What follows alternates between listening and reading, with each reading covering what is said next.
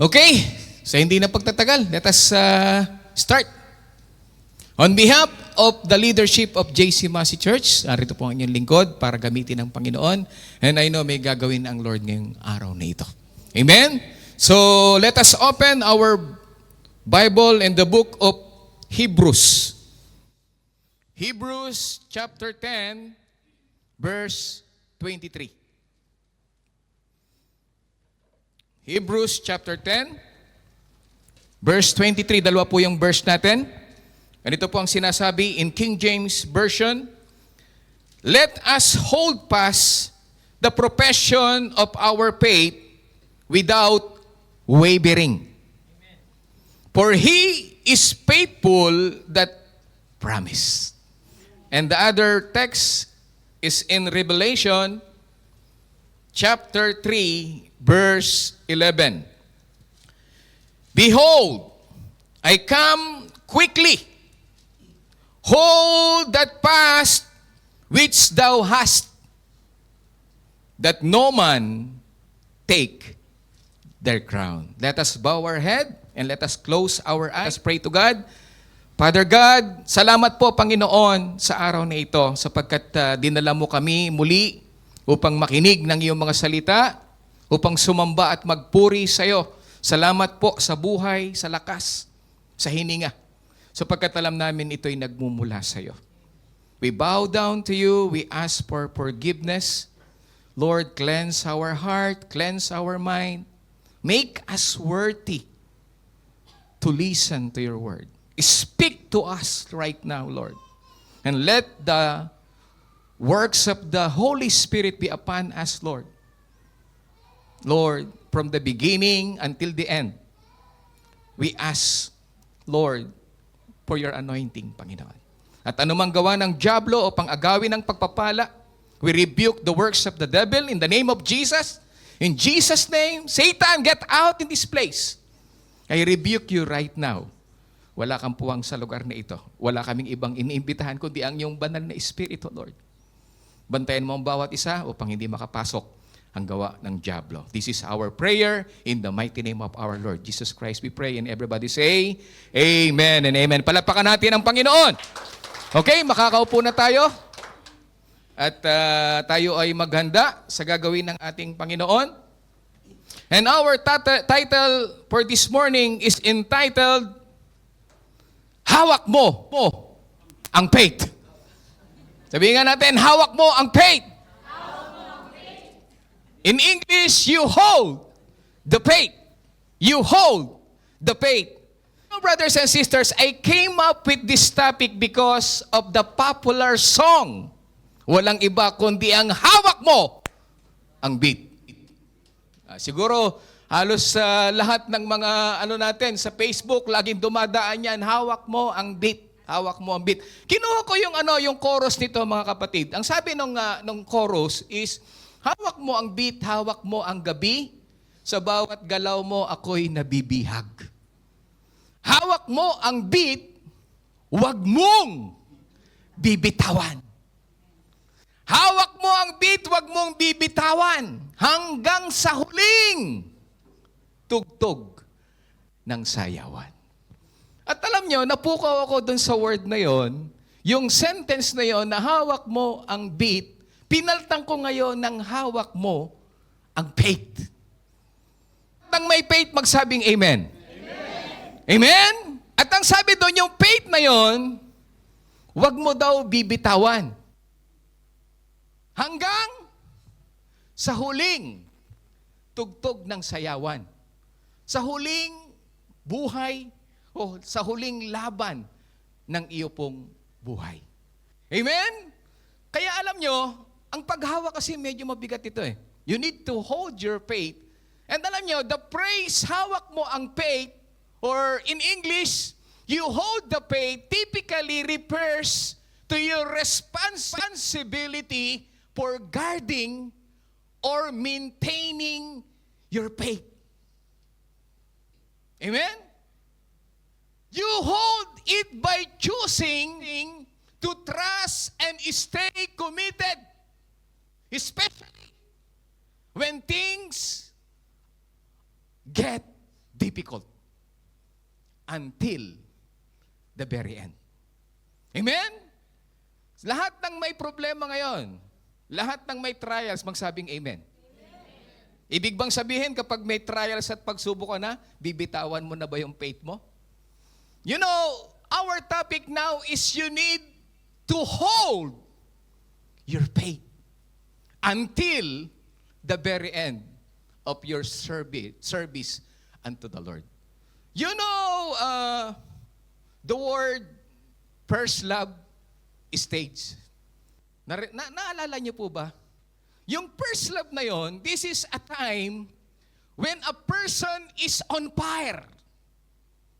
The first time you met the Lord, you asked for His guidance, you repented already, you are a person, you are on fire and you have a tireless spirit and completely focus on their spiritual journey. Ganyan katindi. Almost every day of your life, you want to talk to God.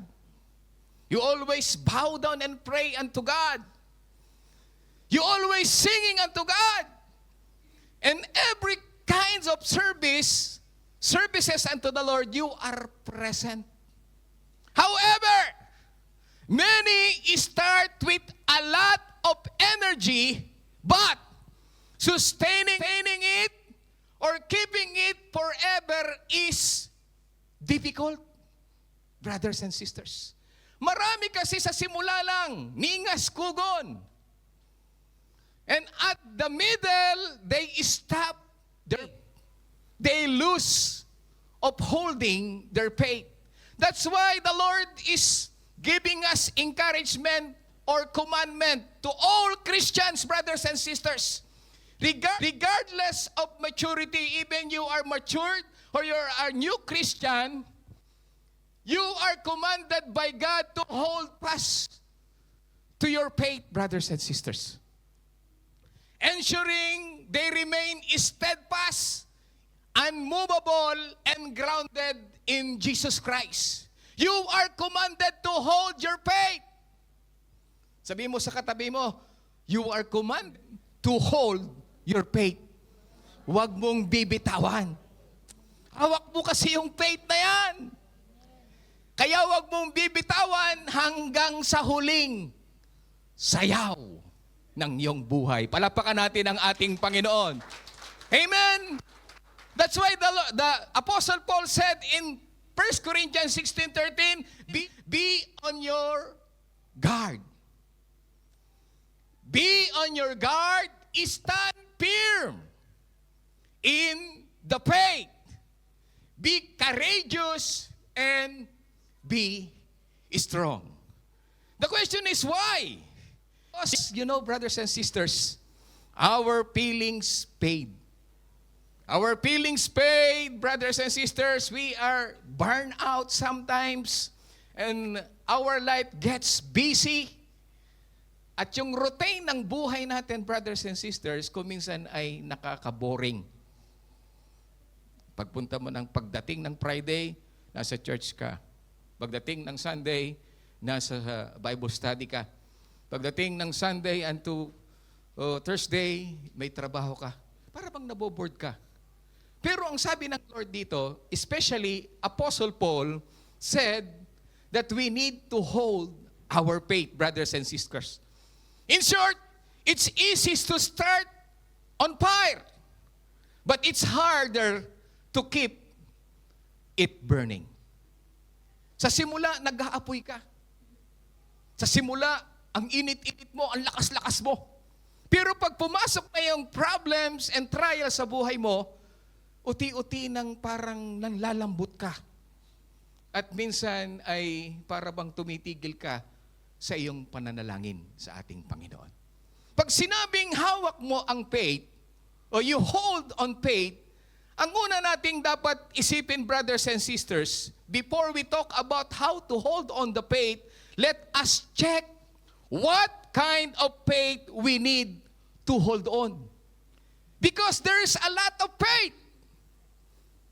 So, first, there is a major categories of faith in the Bible. verse is saving faith or justifying faith. Ito yung nakakapagligtas sa atin.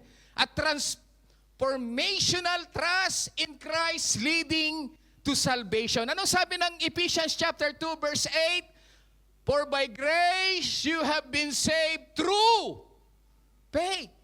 Yes, salvation is a gift unto the Lord, but you need to use your faith para ikaw ay maligtas. And that not of yourselves, it is the gift of God. It means it refers to the belief, genuine faith in Jesus Christ is more than just mental agreement. You're believing this is not only a mental, okay, just follow me in this prayer. Parang sinasaulo mo. No.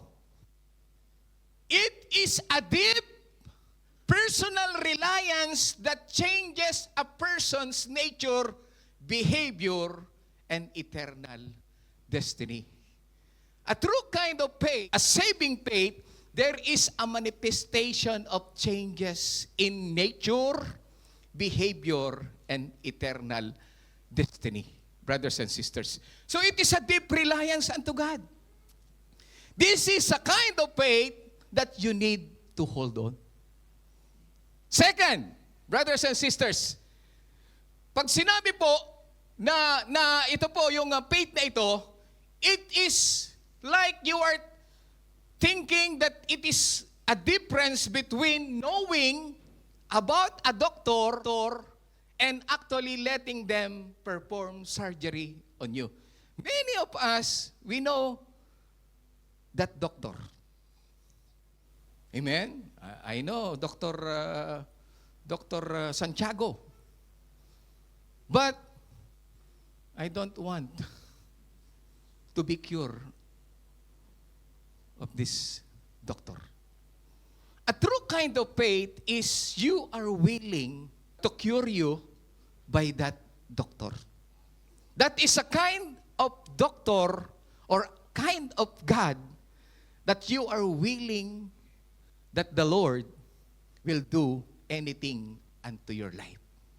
Amen? That is a kind of faith na gusto mong isurrender lahat sa ating Panginoon. And that is a kind of faith, that saving faith that you need to hold on until the very end of your life. Kaya nga hawak mo, brothers and sisters, yung faith na yan. Second kind of faith is a dead faith. Pag sinabi pong dead faith, often described as belief without action or works. Ito yung faith na sinasabi niya na meron siyang pananampalataya pero hindi nakikita sa kanyang buhay. Oh, amen? Which James calls that. Anong sabi ng James chapter 2 verse 17? In the same way, faith by itself, it is not accompanied by action, is dead. Your faith without accompanied with action or the fruit of the Holy Spirit, hindi nakikita sa'yo, that is the kind of faith that is dead, patay. Amen? Kaya isipin mo, ano ba yung merong sa'yo? That is a saving faith or a dead faith na walang bunga. Third is the demonic faith. There is a demonic faith, brothers and sisters. Pag sinabing demonic faith, it is intellectual understanding of God's existence and power that leads to trembling, but not submission. Ano sabi ni James? James chapter 2 verse 19, sabi po niyan, you believe that there is one God, you do well. Lahat ng believers of one God, magsabing amen. Palapakan natin ang Panginoon because there is only one God. And if you believe that there is only one God, you do well. Even the demons believe and tremble. There is a demonic faith. That kind of faith is like Satan's faith. Nanginginig siya, trembling. He knows God. He knows God. Pero wala siyang submission to our God. Meron ka bang ganyan? Baka demonic faith ang hawak mo. Ay, bibitawan mo na yan. Amen? And the last of the major kind of faith is the living or dynamic faith. Pag sinabing living, buhay na buhay po ito. Kitang-kita sa action mo. Kitang-kita sa pananalita mo. Kitang-kita sa bawat way of life. A faith that operates through love. Lahat ng may love magsabing amen? Amen. Sana nga. And action.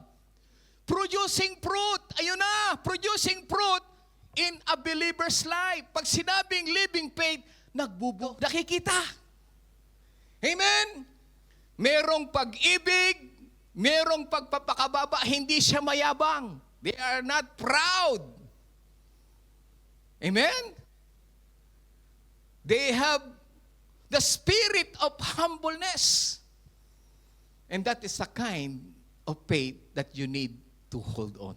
Anong sabi ng 1 John chapter 3 verse 9? No one who is born of God will continue to sin.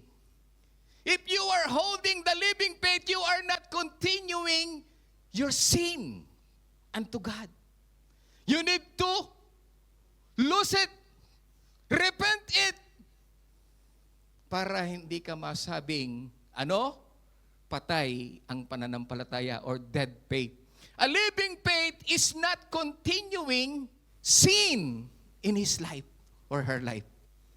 Because God's seed remains in them, they cannot go on sinning.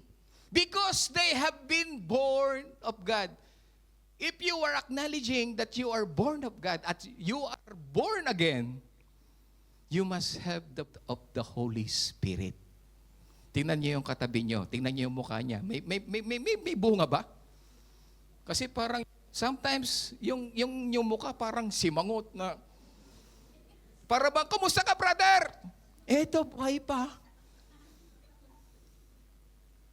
Dapat you are always smiling because there is a fruit of the Holy Spirit. Amen? There's joy. Amen? On serving the Lord. And you have a humble spirit na hindi naghihayabang. Ako?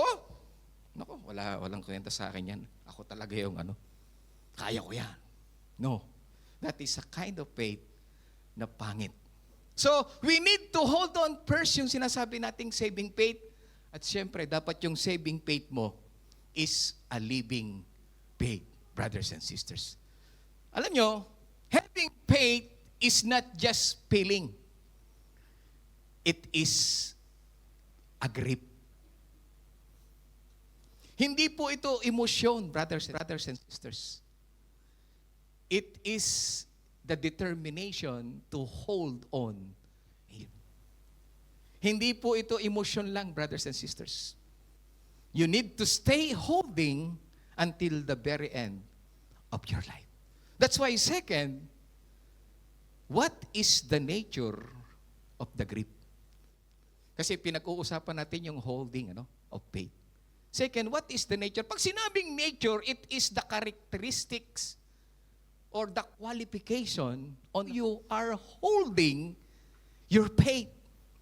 What does it mean to hold faith, brothers and sisters? Anong klase dapat ang iyong paghawak? Alam nyo, pag sinabing hold the faith, to hold the faith means to make a conscious daily decision to cling to God's promises despite what you see and what you feel.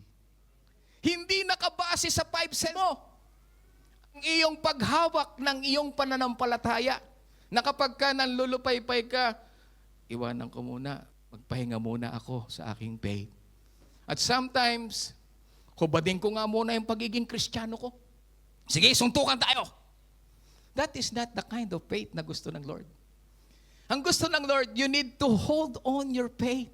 To hold your faith so that it does not sleep. Para hindi mawala ito o humilagpos, you must treat it as an active or daily grasp. Dapat araw-araw, maya't maya, alam mong hawak mo yung iyong pananampalataya. Rather than one-time event, brothers and sisters.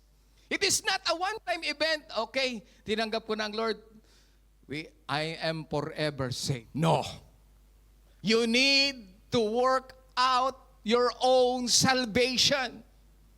There is a fruit of the Holy Spirit na dapat makita sa'yo. Dapat merong bunga hindi nagpapatuloy sa pagkakasala ang tunay na may hawak ng faith. Amen? That's why the question is, what does it mean to hold faith? What does that mean?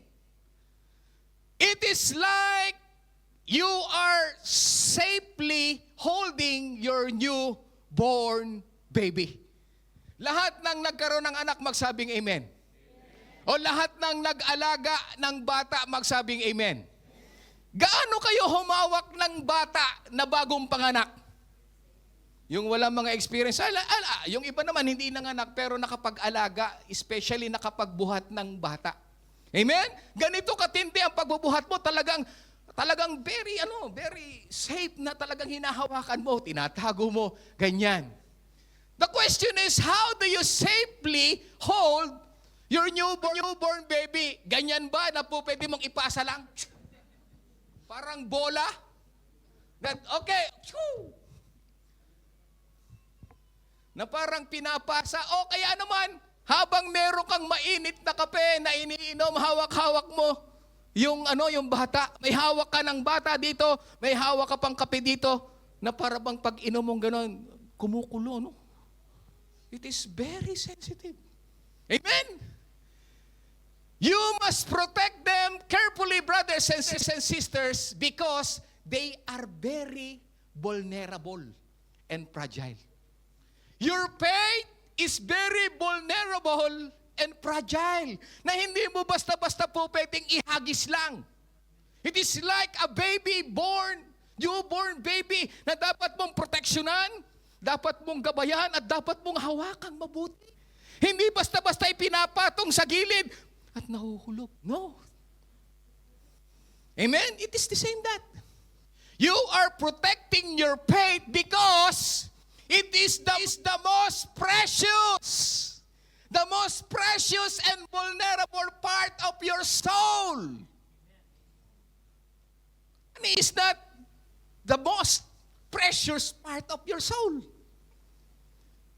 Your bank account is not the precious or most precious of your soul. Not your mansion. Not everything in this world. The most precious and vulnerable part of your soul is your faith. That's why you need to hold on your faith. You need to hold on carefully. Huwag mong basta-basta bibitawan. Huwag mo basta-basta ipapahiram na lang o ihahagis na lang. No! You need to hold on carefully your faith until the very last breath of your life. Second, kung paano mo dapat hawakan ang iyong panambahan, it is like playing a tug of war. Alam niyo yung tug of war? Sino na nakapaglaro dito ng tug of war? Ayan, ganito yung tug of war, brothers and sisters. Yung pag-hold down ng faith natin is like a tug of war, ano? That is the example of how you holding your faith. Anong nangyayari dyan? Medyo mabagal ang ating pindot ngayon. Ano? Your palms burn and your muscles ache, brothers and sisters. Di ba? Kapag humahawak ka nito, pag humahawak ka dito, yung palms mo, nasusunog, halos nas masakit na. Ang sakit-sakit na. And your muscles ache because of the force na humihila sa'yo. During the game, however, you don't let it go. Because you want to win. It's like the example of your holding the faith. Lahat ng nasaktan, magsabing amen.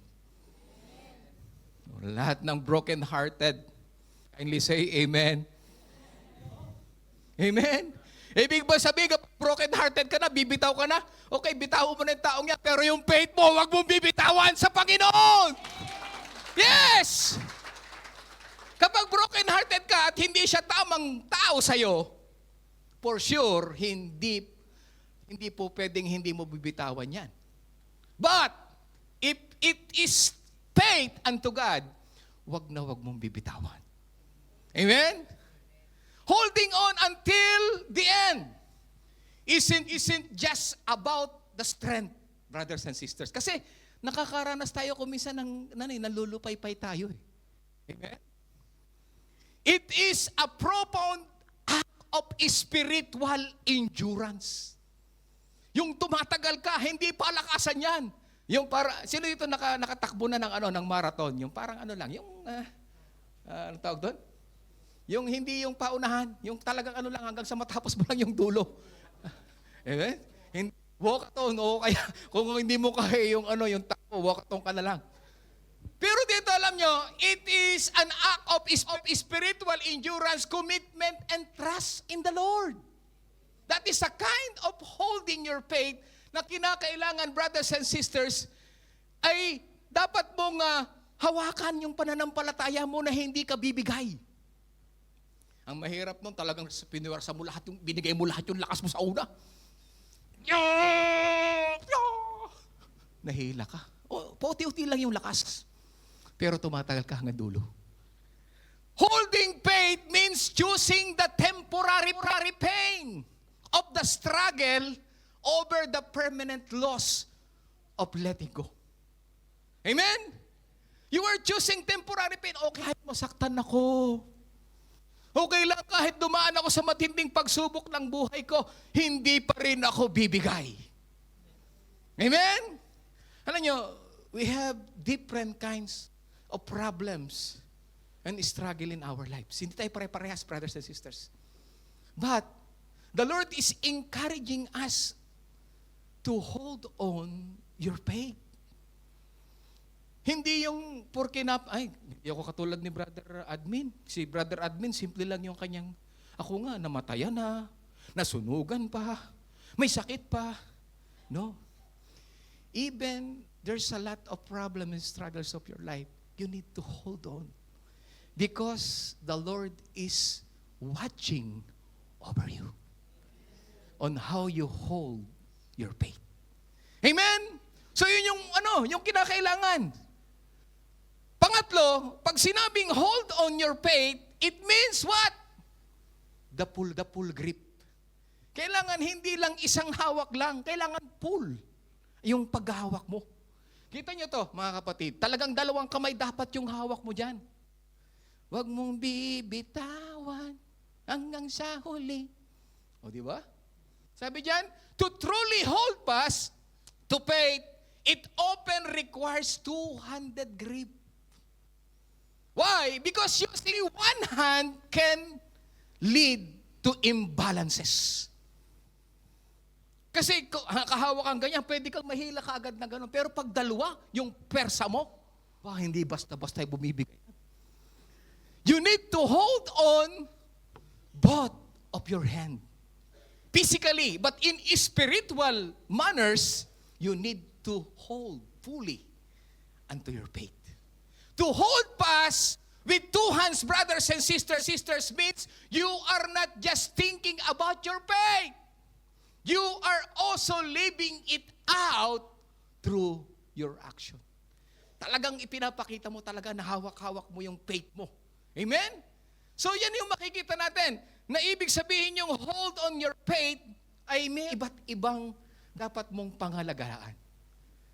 Pangalawa, what are the reasons for letting go? Ito naman ang tanong. Bakit ba yung iba nagle-let go ng kanilang faith? What are the reasons for letting go of faith or stopping holding onto one's faith? Sino dito ang dati ay binitawan na yung kanya pananampalataya? Backslide. Who of you na nag-backslide? Aminin natin sa Lord. Dati ako nag-backslide ako. Iniwanan ko talaga. Parang nagsawa ako, parang ayoko makasama. Parang kaunting, pag nakikita ko si brothers, kumukulo digdig ang dugo ko. Ang sister ko. No?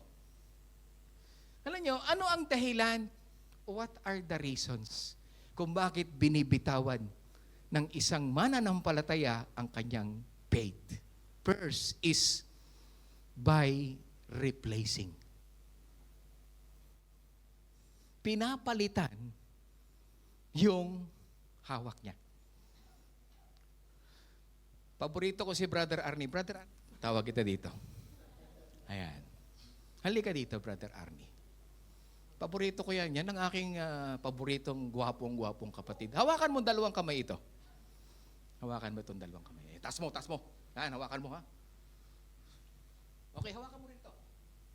Huwag mo bibitawan. Ayaw, kita nyo? Dahil sa binitawan niya yung isang kamay niya, kaya niyang abutin yung yung another. Pero pag dalawa ang hawak niya at higpitan mo ang hawak. Kahit anong offer ko, hindi siya He will not grab this. Let us clap our hands. This is a kind of holding your faith. Amen? Pero, sige, bitawan mo yan. Lagay mo dito.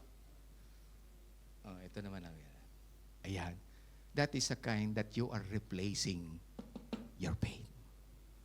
Ayan, hinawakan niya. Binitawan niya ito and replacing. Let it go to find something else. Okay, salamat Brother Arnie. Paborito ko talaga yan Ayan. Amen? And alam niyo, brothers and sisters, many Christians live their faith for a new world view that allows them to live more freely. Kasi Brother Dennis, Brother Leader, diyan parang diminuto. Dinumero yung aking galaw, pero pag wala ako sa inyo, gusto kong gawin. Amen? Kaya bibitawan ko yan. At ang gusto ko, to live more freely without the weight of strict religious burdens. Bakit yung strict religious burdens ba na ginagawa dito ay makakabuti sa'yo? Yes! Ang problema natin mga kapatid, ayaw natin ng merong nagmo-monitor. Hello? Ayaw nang may nagmo-monitor. Hindi mo ba alam na yung kapatid mo nagpapaalala sa'yo to work on your own salvation? Dapat masaya ka. Sabi mo sa katabi mo, masaya ako, kasama kita. Eh yung iba, hindi masaya Nakakita mo na naman ako. Amen? Kaya yung iba umaalis kasi nga binibitawan nila may replacing of another. To more freely. Ayaw niya ng strict. Ayaw niya ng discipline. Kaya iniiwanan niya, binibitawan niya yung faith niya para maghanap ng mas magaan at mas komportable na kanyang gagawin sa buhay niya. Like, Demas, kasama ni Paul. Demas choosing the easy life. Anong sabi ng 2 Timothy 4:10? Sabi diyan, for Demas has forsaken me, having loved this present world, and has departed for Thessalonica. Why? He forsaken his faith because of the present world. Wow! Dito kasi malaya ako. Pwede akong mag-inom. Pwede akong manigarilyo.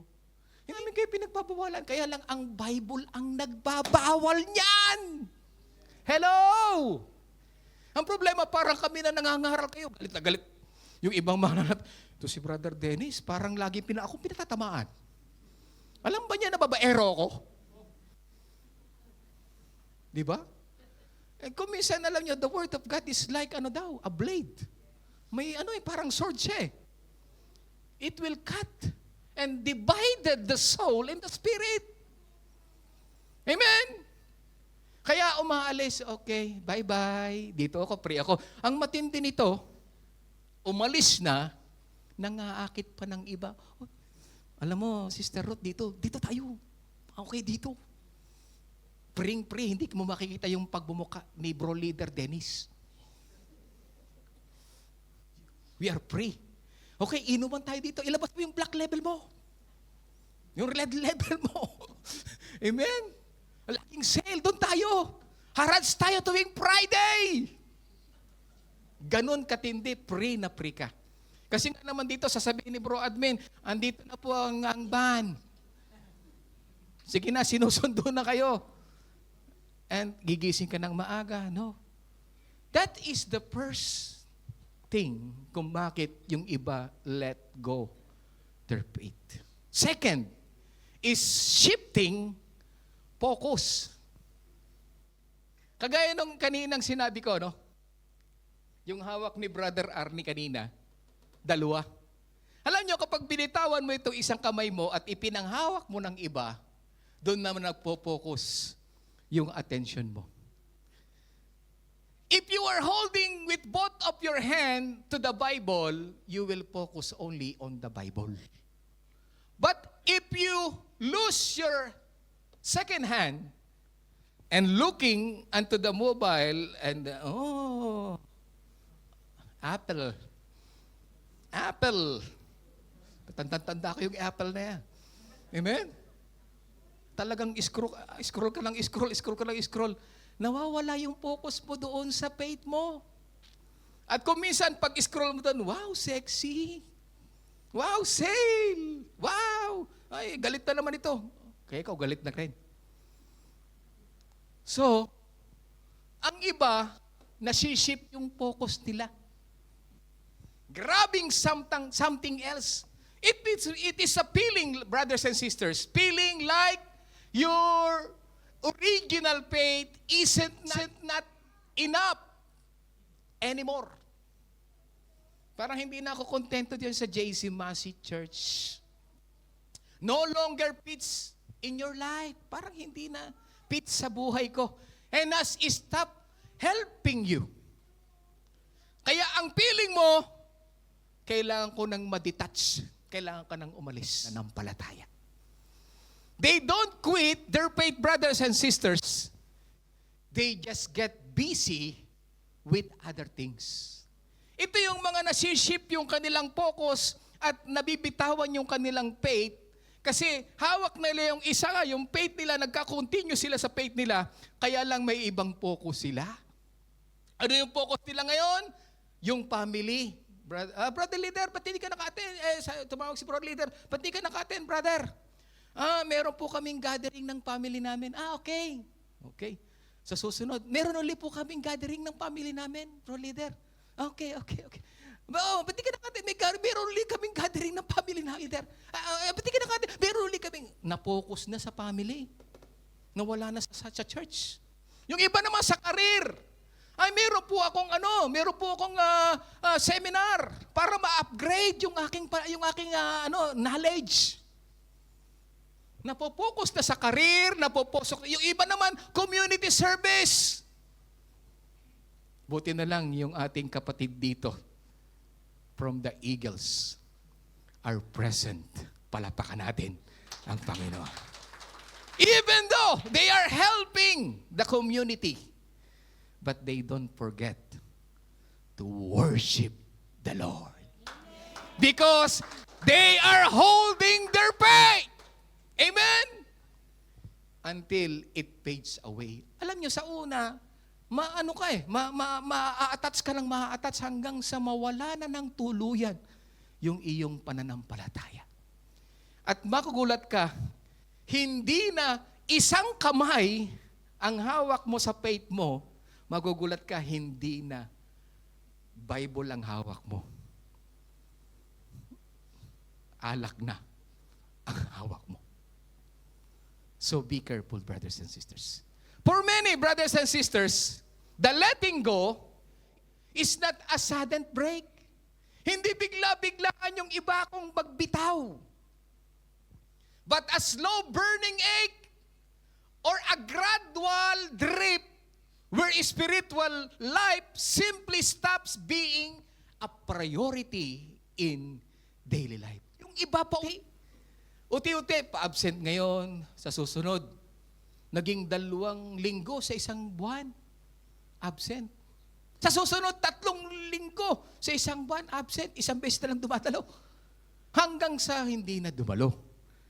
That is a kind of gradual drifting. So be careful. Bakit? Kasi na-focus na sa career, na-focus na sa family, na-focus na sa community service, o anumang kinai-enjoyan ng kanilang buhay. You know King Solomon, brothers and sisters? King Solomon focus on successes and distraction. Eh, sino ba naman ang hindi madidistract dyan sa makagagandang babae na yan? 1,000 po ang kanyang asawa, brothers and sisters. Sino dito may 3 asawa? Tigilan mo na, isa lang dapat tayo. Amen? Isa lang ang asawa. Isa lang ang boyfriend at girlfriend. That is biblical. Nung Old Testament, pwede yun. Palapakan na nga natin ang Panginoon. Parang gusto nyo talagang stick to one, no? In Old Testament, lalo na kapag hari ka, may ganong sitwasyon. But in the New Testament, the Lord said, dapat isa lang. Kaya nga, isa lang ang mahal ko. Isa lang ang mahal ko.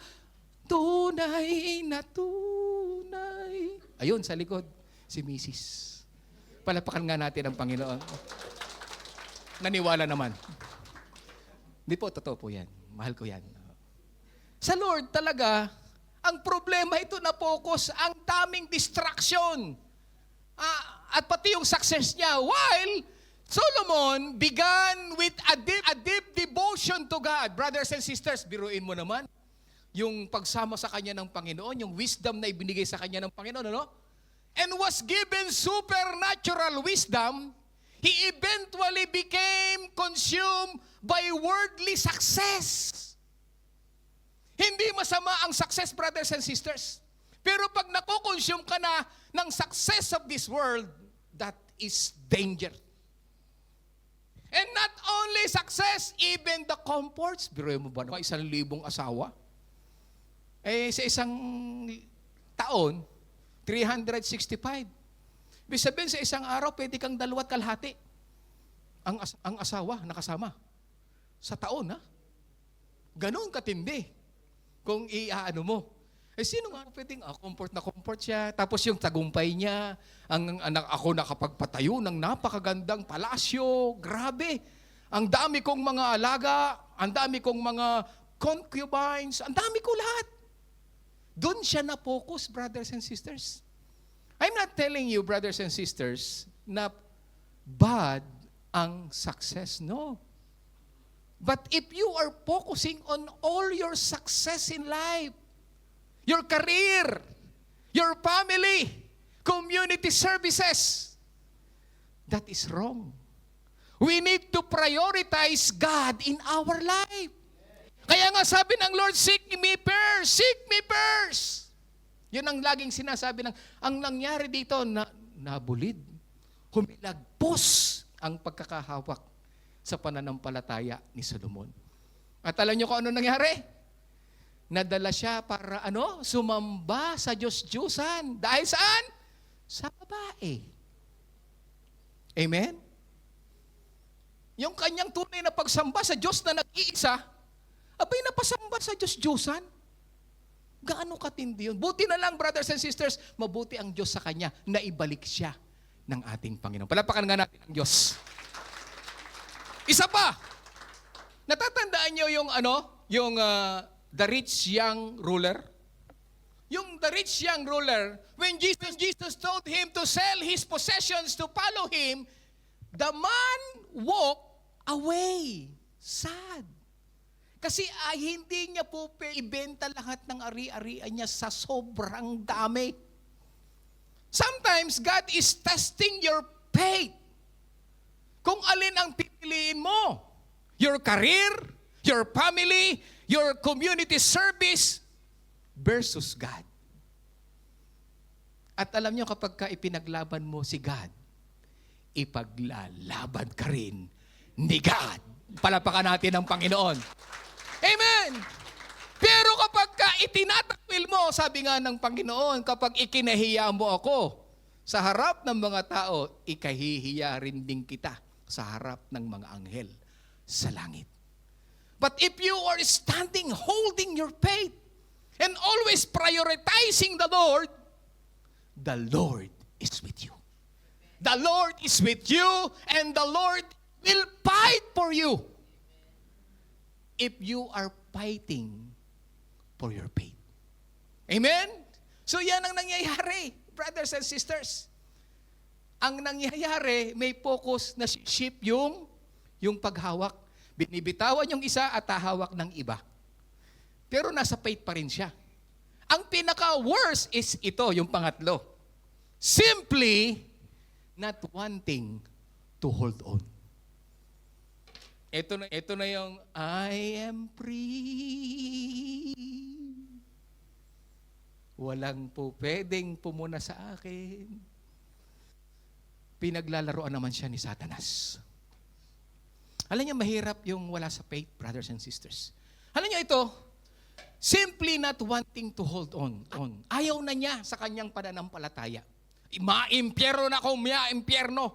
Bubulag siya sa mga panghalina ng mundong ito. It means you try to stay strong, brothers and sisters. Stay strong in holding onto your faith. But your past regrets, yung panghihinayang doon sa mga nakalipas mo. Dati, grabe ako, ang dami kong babae. Dati, painom-inom ako dyan. Dati, ang dami kong pera. Dati, laging dati. And current problems are holding you back. Ang humihila sa'yo, yung panghihinayang sa dati. Tapos problema na ang bigat-bigat na, Brother Dennis. Simula nung naging mananampalataya ko, grabe ang buhay ko. Alam mo, Brother Dennis, simula nung ako'y umatid sa inyo, grabe ang problema ang dinanas ko. Nasabi niyo na ba yan? Ito naman ang sasabihin ko sa inyo. Nung pagmamayari ka, nakahawla ka kay Satanas at pagmamayari ka. At ikaw ay nakawala. At ikaw ay pagmamayari na ng ating Panginoon. Sa tingin mo, papayag si Satanas na nasa Panginoon ka niya? No. He is desperate. Ibabalik ka doon sa hawla na pagmamayari ka ni Satanas. So be careful, brothers and sisters. Kailangan huwag mong bibitawan. Amen? Natatandaan nyo itong si Lot's wife? Lot's wife, brothers and sisters, has the heart that left behind. He's always thinking of the past. She's always thinking of the material things in Sodom and Gomorrah. Alam nyo, kapag hindi mo pinuputol yung string attached mo sa world, siguradong palaging ihilahin ka. Alam nyo, yung iba ko minsan nakatanikala pa. Hawak niya yung faith, pero merong tanikala or chain. We need to break the chain. Break the chain. Kasi merong chain. Kaya kahit hawak-hawak niya yung faith, dalawang kamay pa, pero yung paa niya, naka-chain. Kaya ang gagawin niya, bibitawan niya na lang niya. At siya ay pagmamayari na ni Satanas. Alam nyo, Lot's wife, she is a cautionary figure who looked back when God was trying to save her from Sodom. Akalain mo, iniligtas ka na kay Satanas, tapos gusto mo pa bumalik kay Satanas. That is a kind of faith, brothers and sisters. That is a dead faith and a demonic faith. We need to hold on our saving faith and our living faith until the very last breath of our life. Kasi ito, pag ang ginaya natin, ito yung si Lot's wife, alam nyo, hindi pinangalanan to eh. Kilala nyo ba si Lot's wife? Kung anong pangalan? Baka may kakilala kayo dyan, sabihan nyo ako. Walang binanggit eh. Basta sinabi lang Lot's wife. Alam nyo, yung lahat ng mga hindi humahawak sa faith, hindi masyadong pinapangalanan. Natatandaan nyo yung mayaman. Wala rin pangalan. Di ba? Basta sinabi na lang evil rich o poor rich. Walang name. Pero alam niyo yung mga may faith? J-Lord. Oh, pagka J-Lord, that is holding the faith. James. Maraming James. James Espiritu, James. Alam niyo kapag pinangalanan ka ng Panginoon, your name is written in the book of life. And you are holding your faith. Huwag nating gagayahin ito, brothers and sisters. Amen? So alam na natin kung bakit nabibitawan. At alam din natin kung paano natin hahawakan. Ngayon, the question is the last division. Why our grip gets tested. Alam nyo, yung paghawak mo, ititest yan kung talagang hawak mo. Brother J. Lord, dali. Ayan. Paborito ko rin to eh. Ayan, hawakan mo. Hawakan mo. Higpitan mo! Oo. Tinan mo? Oh, hindi siya humawak lang mahigpit. Laglag yung faith niya. Pero alam nyo, sige.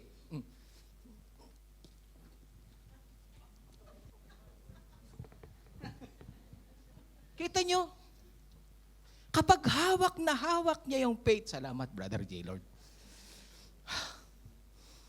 Alam nyo, kapag hawak na hawak mo yung faith, kahit ugugin ka ng dyablo, bitinan ka ng dyablo, hindi siya uubra! Because you are holding with faith. You are holding and the Lord is also holding you. Woo! Hallelujah.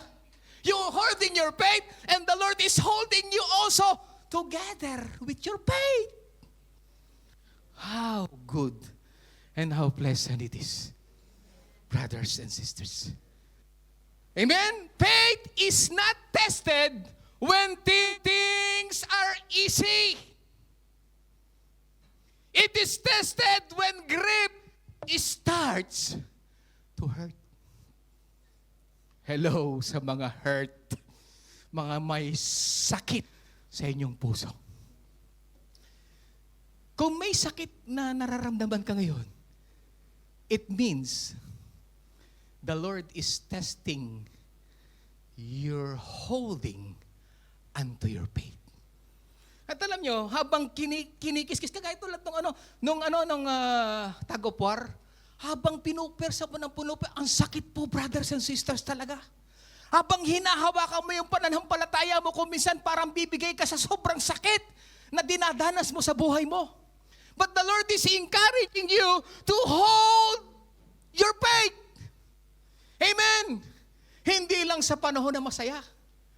Testing is a refining process designed to benefit the believer. It is a benefit for you rather than to destroy you. Amen? Yung testing of your is to benefit you. Para malaman na dapat lagi mong hawak na mahigpit ang iyong pananampalataya. Subukan ninyo, di ba katulad kanina, ginanong ko yung kamay ni Brother J. Lord dahil hindi siya hawak na mabuti, pwedeng malaglag. Pero kapag tines yan na talagang humahawa ka pa rin, masakit na, humahawa ka pa rin, tuwang-tuwa ang Lord. That is my son! That is my servant! Grabe. Amen? So una, to prove your genuineness. Kaya merong testing sa iyong paghawak. Amen?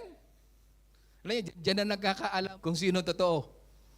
Kasi merong taklid. Asli and taklid. Yung asli, kahit sunugin mo ng sunugin, lalong nagiging ginto. Just as fire tests and purifies gold, trials show that our faith is real. And not just a fair weather conviction. Pag sinabing fair, ito po yun. Fair weather conviction is only for the good times. Pang magandang panahon ka lang o pang maayos na sitwasyon ka lang, no. Ang tunay na humahawak sa faith, even in the times of poverty. even in the times of sicknesses and disease, even in the times of high voltage of what? Struggle, you will still holding your faith. Why? Because faith that has been tested, brothers and sisters, is a faith that can be trusted.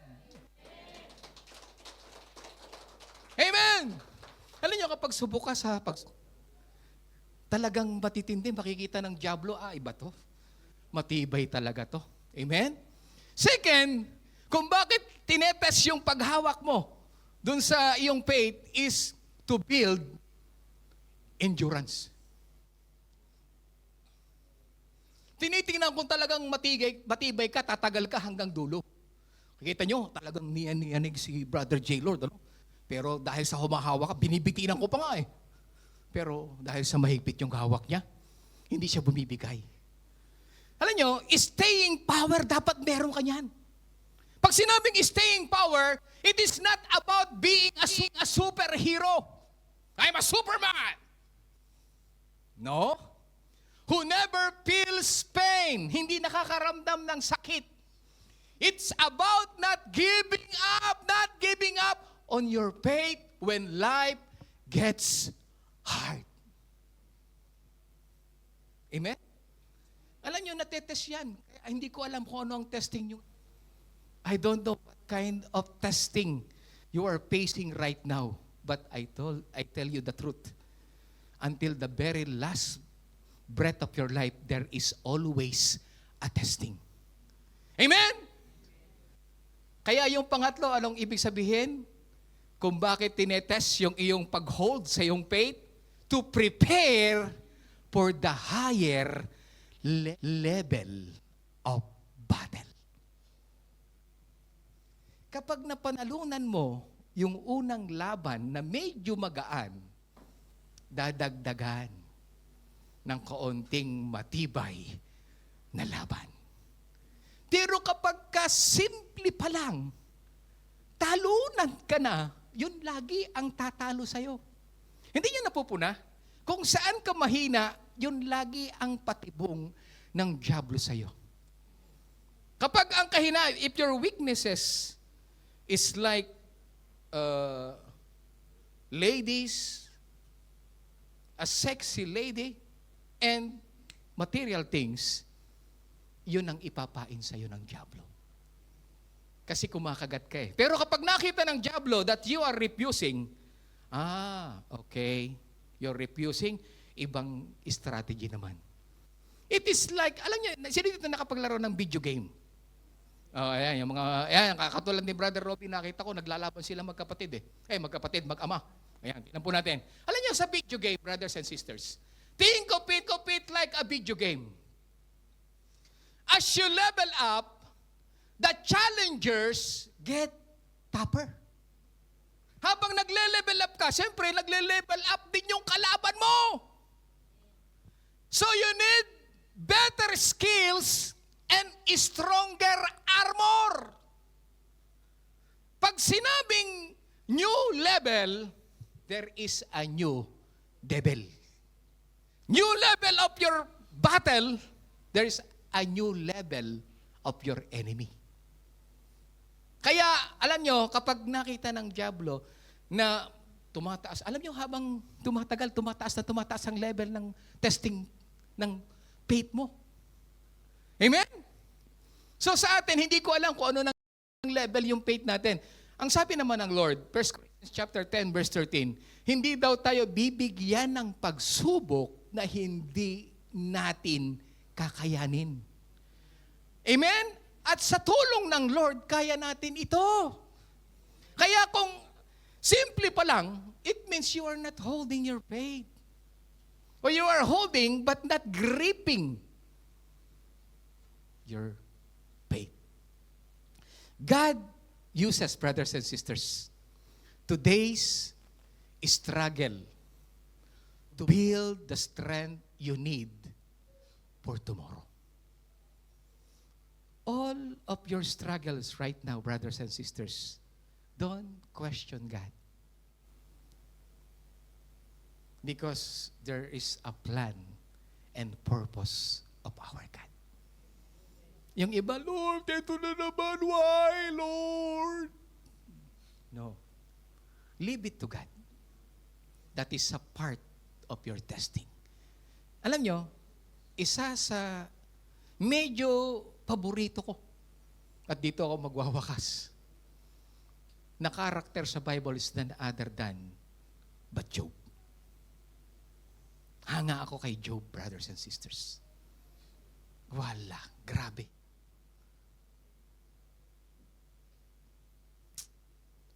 It is a faith when pain deepens. The most powerful example of maintaining integrity and holding fast to faith until the end, regardless of extreme suffering, is none other but Job. I-compare mo yung pagsubok mo ngayon kay Job, brothers and sisters. Ikaw, nadilay lang ng konti yung sahod mo, para bang tampukan na ka sa Lord.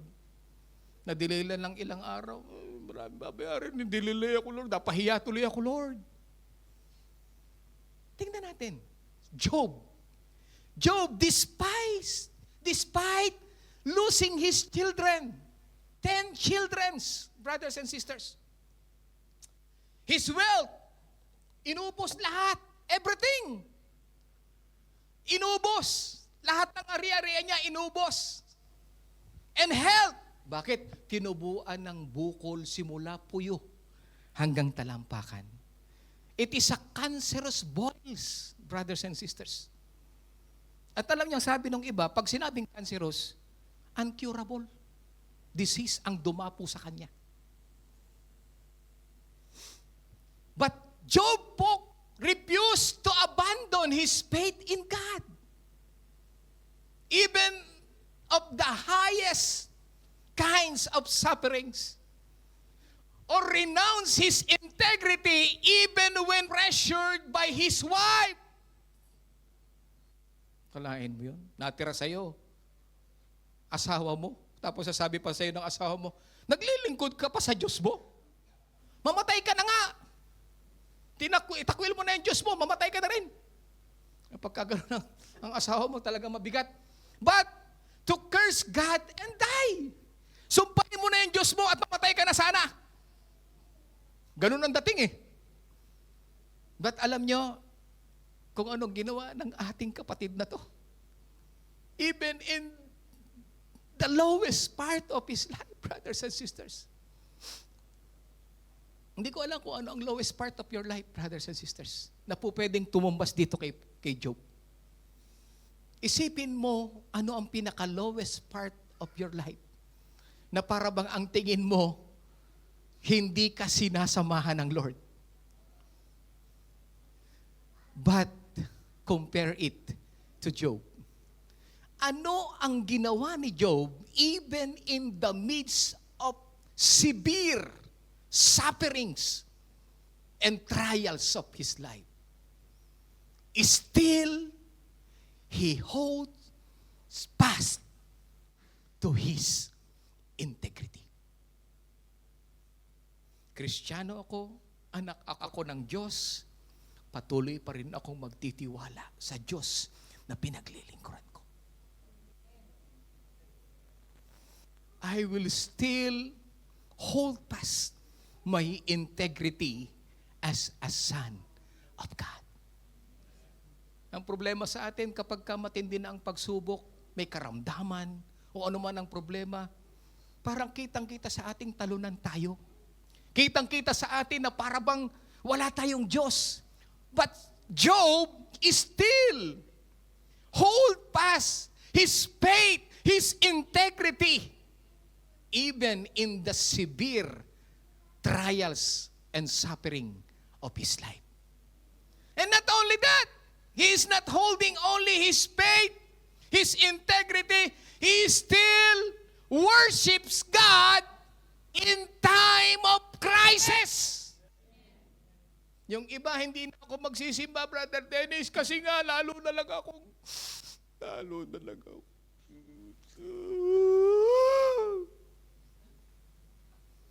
No, but, Job still worship God. Dapat nga lalo ka pang sumamba sa Panginoon sa kabila ng problema mo eh. Dapat nga lalo ka pang sumamba sa Lord sa kabila ng minamaliit ka eh. Dapat nga lalo ka pang sumamba sa Lord kapag pinagpaapala ka ng lubusan. In every situation of your life, you need to worship the living God because He is faithful. He is just. He is amazing God. And Job, kilalang kilala niya ang kanyang Diyos na pinaglilingkuran. Anong sabi ng Job 27 verse 5? Till I die, I will not put away my integrity from me. Amen? Ano pa ang sabi ng Job 13 verse 15? Job maintain his faith. Maintain his faith. Declaring, though he slay me, yet will I hope in Him. Patayin man ako ng Diyos, hindi ko pa rin itatapon ang aking pananampalataya. Magtitiwala pa rin ako sa Diyos ko. Magtitiwala pa rin ako sa Diyos ko. Amen? At alam nyo, faith. Faith is being able to trust in God when you don't understand His plan. The faith is being able to trust God when you don't understand His plan. All you need to do is, Lord, let it be. Let your will be done. Even when you don't understand the whys, trust that God is good and holds your future. Alam niyo kung minsan hindi natin alam eh. Bakit kaya dumadaan ako sa matinding ito? Para bang walang tigil na yung bagyo ng buhay ko. Para bang ang bigat-bigat. Pero wag mong sabihin, why Lord? The question is, Lord, ano ang gusto kong gawin ko? Ang gagawin ko rin ay ang magtiwala at maglingkod sa iyo. In the last verse that I want to give to you, brothers and sisters, is Revelation chapter 3, verse 11. Sabi ng Lord, I am coming soon. The Lord said, the Lord Jesus, our Savior, our God. The Lord said, I am coming soon. Hold on to what you have. What you have? The saving faith, the living faith, hold fast so that no one will take your crown. Alam niyo, lahat ng humawak sa pananampalataya, lahat ng humawak sa kanilang faith, they have rewards unto our God. Kaya alam niyo, mga brothers and sisters, now, kung ano man ang dinadaanan niyo ngayon, hawakan mo ang iyong pananampalataya. Let us all stand, brothers and sisters. You need to hold the faith that God given unto you. Let us bow our head, brothers and sisters. Let us close our eyes. Hayaan mo na mangusap ang Lord sa iyo ngayong umagang ito. The Lord is speaking to you right now, brothers and sisters. Ano man ang pinagdadaanan mo ngayon, ano man ang antas ng battle na pinagdadaanan mo ngayon, brothers and sisters, huwag mong kalilimutan, hindi ka pinababayaan ng Panginoon. All you need to do is to hold on to your faith. Hawakan mo yung iyong pananampalataya. Magtuloy kang magtiwala kahit hindi mo alam kung anong nangyayari sa buhay mo. Just trust the process of God. Just trust the process of the Lord. Kahit nararamdaman mong napakasakit, kahit na para bang minamaliit ka, para bang basura ang tingin nila sa'yo, the Lord is with you. The Lord is with you. Hallelujah! Hindi ka pababayaan ng Panginoon. Hindi ka iiwanan ng Panginoon. Ang gagawin mo lang, kapatid, gayahin mo si Job.